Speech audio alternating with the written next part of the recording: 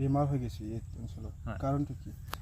এইটো ইয়াতে এই খুমৰিং আমিনপাৰা গাঁৱত আজি আমি আহিছোঁ আৰু ইয়াতে যিটো আমি তামোলৰ বেমাৰ যিটো বিশেষকৈ দেখিবলৈ পাইছোঁ এইটো য়েল্ল'ৱিং ডিজিজ বুলি কয়, মানে হালধীয়া পৰি যোৱা বেমাৰ। তো এই বেমাৰটো পোক এটাই বিয়পায়, বেমাৰ হোৱা গছৰ পৰা ভাল গছলৈকে পোক এটাৰ জৰিয়তে এইটো বিয়পোৱা যায়। আৰু এই বেমাৰটোক আমি কোনো স্প্ৰে কৰি বা কিবা ঔষধ মাৰি পেলাই আমি ঠিক কৰিব নোৱাৰোঁ। তো গতিকে আমি যেতিয়া তামোল খেতি কৰিবলৈ আগবাঢ়োঁ আমি তেতিয়াই কিছুমান কাম কৰা উচিত। যেনে প্ৰথমটো হ'ল যে আমি দুডাল তামোল গছৰ পুলি যেতিয়া আমি ৰুম, তো তেতিয়া আমি দুডাল গছৰ মাজত ডিষ্টেঞ্চটো ভালকৈ ৰাখিব লাগে।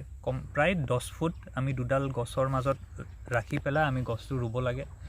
দ্বিতীয়তে আমি যিখিনি ঠাইত আমি তামোলখিনি ৰোৱা যায়, তো সেই তামোল ৰোৱা ঠাইখিনি আমি চাফা কৰি ৰাখিব লাগে, সঘনাই আমি নিৰণি কৰি থাকিব লাগে যাতে তাতে বন জংঘল নহয়। এই বন জংঘল যেতিয়া তাতে উৎপন্ন হয় তো তাতে এই পোকবোৰে বাহ লয় আৰু এই বেমাৰ হোৱা গছৰ পৰা ভাল গছলৈকে বিয়পাই থাকে। তাৰোপৰি আমি এইটোও চাব লাগে যে যিকোনো ধৰণৰ আমি ঔষধ প্ৰয়োগ কৰাৰ আগতে আমি যদি ঔষধ প্ৰয়োগ নকৰাকৈ সেই বেমাৰটো যদি আমি ঠিক কৰিব পাৰোঁ তো তেতিয়াহ'লে সেইটো আমাৰ কাৰণে বেছি ভাল হয়। এতিয়া এইটো যিটো য়েল্ল'ৱিং ডিজিজ যিটো আছে, তো এইটো প্ৰধানকৈ পোক এটাই বিয়পাই থাকে। তো এই পোকটো যদি আমি নিয়ন্ত্ৰণ কৰিব পাৰোঁ তো তেতিয়াহ'লে আমাৰ খুবেই লাভ হ'ব। এই পোকটো আমি য়েল্ল' ষ্টিকি ট্ৰেপ ব্যৱহাৰ কৰি পেলাই আমি নিয়ন্ত্ৰণ কৰিব পাৰোঁ। ইয়াতে কোনো কেমিকেল স্প্ৰে কৰাৰ কোনো দৰকাৰ নাই। য়েল্ল' ষ্টিকি ট্ৰেপ বুলি আমাৰ বজাৰত বস্তু এটা উপলব্ধ আছে, যিটো হ'ল এটা হালধীয়া ৰঙৰ প্লাষ্টিক এটা, যিটোৰ ওপৰত আঠাৰ পৰলেপ এটা দিয়া থাকে।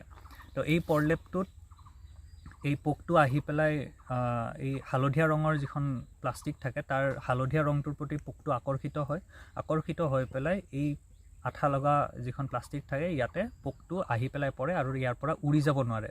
তো গতিকে এই পোকটোই বেমাৰটো বিয়পাব নোৱাৰে। তো মই আশা কৰোঁ যে ইয়াৰে যিখিনি স্থানীয় কৃষক আছে তেওঁলোকে যিখিনি ল'ব লগা যিখিনি ব্যৱস্থা আছে সেই ব্যৱস্থাপনা তেওঁলোকে গ্ৰহণ কৰে আৰু তামোল খেতি কৰি পেলাই আৰ্থিকভাৱে নিজকে উপস্থাপন ভালকৈ কৰিব পাৰে, এইখিনিয়ে মই আশা ৰাখিলোঁ। কিবা এটা আপোনাৰ ডিপাৰ্টমেণ্ট পৰা প্ৰতিষ্ঠা কৰিবৰ কাৰণে ৰাস্তা আছে নেকি? ইয়াৰ পৰা বৰ্তমান আমাৰ ডিপাৰ্টমেণ্টৰ পৰা আমিতো সদায় থাকোঁৱে, আমি খেতিয়কৰ লগত ওতঃপ্ৰোতভাৱে জড়িত। আমাক যদি খেতিয়কক যদি কিবা সহায়ৰ দৰকাৰ হয় আমাক ডিপাৰ্টমেণ্টক আমাৰ লগত যদি সংযোগ কৰে আমি নিশ্চয় তেওঁলোকক সহায় কৰিম। তাৰোপৰি সময়ে সময়ে আমাৰ ডিপাৰ্টমেণ্টত বিভিন্ন বস্তু বিভিন্ন ইকুইপমেণ্ট আহি থাকে যিটো আমি খেতিয়কলৈকে আমি আগবঢ়াই দিওঁ। খেতিয়কে যদি আমাৰ ডিপাৰ্টমেণ্টৰ লগত যদি সংযোগ ৰাখে তো তেওঁলোকক আমি নিশ্চয় এই বস্তুবোৰ আমি যোগান ধৰিব পাৰোঁ।